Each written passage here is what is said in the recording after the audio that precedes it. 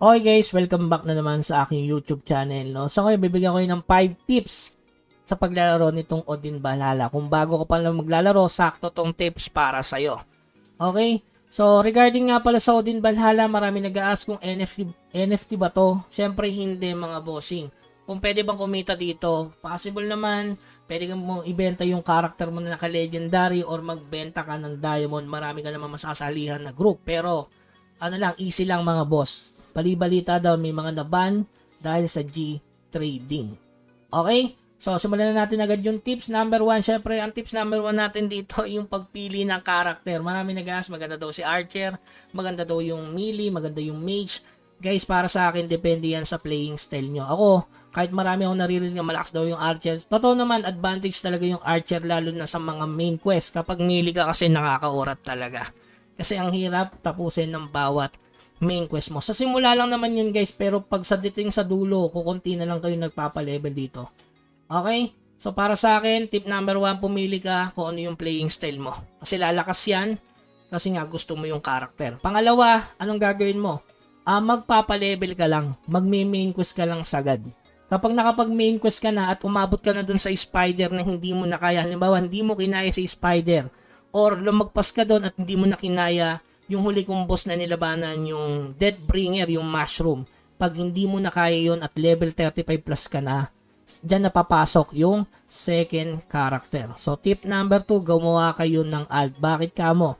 Kuna-una kasi shared sila ng kung ano yung progress mo. Including na dyan yung avatar. Kapag level 30 ka kasi, meron ka ng instant rare avatar.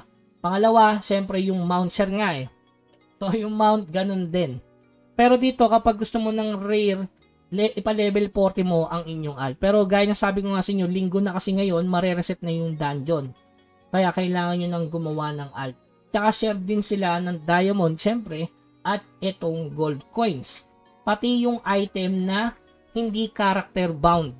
Pwede yung tradable and bound na item. Kasi ito, pwede mong share at ilagay doon sa storage. Ito yung storage guys, no? Yan, click mo yung number 1, ilagay mo dyan, pwede nang i-share ang inyong item. Kaya maganda yung tip number 2 na gumawa na kayo ng alt ng dalawa. Kasi hanggang 3 character per account. Yung isa kasi bibilin mo na ng with 800 diamond.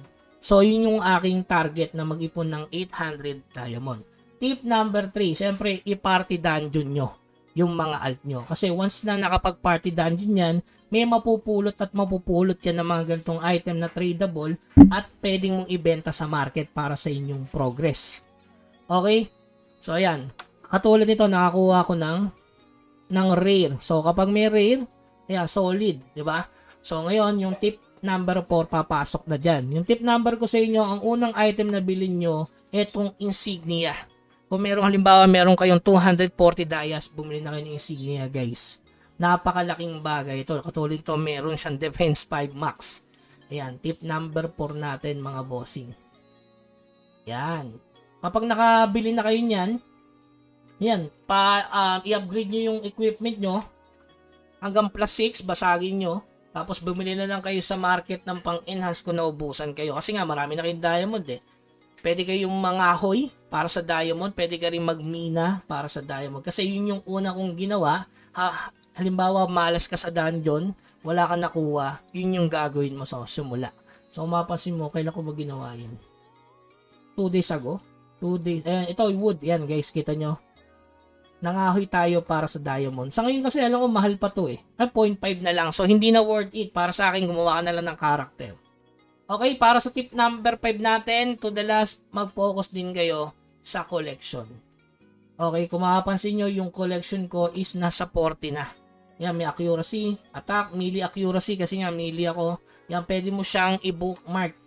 Tip number 5 natin, i-focus nyo rin yung collection. Kasi yan, ang magbibigay daan para malagpasan nyo yung mga boss. Lalo na kung free to play. So, wag ka muna magbenta ng diamond, i-progress mo muna yan. Kasi sooner or later, mas mabilis ka makakaparm ng diamond pa. Okay, so sa ngayon, yan muna yung ating tips. Pwede nyo naman na panoorin sa live para actual nyo matanong kung ano yung gagawin bawat mission. Okay? Tapos may mga content na naman dyan regarding dun sa mga hidden treasure katulad nung golden chest sa mapa. Pwede naman yun, may uncommon dun. Tapos yung basta panoorin nyo na lang, marami na naman nag-content dyan guys. Hanggang sa muli, paalam.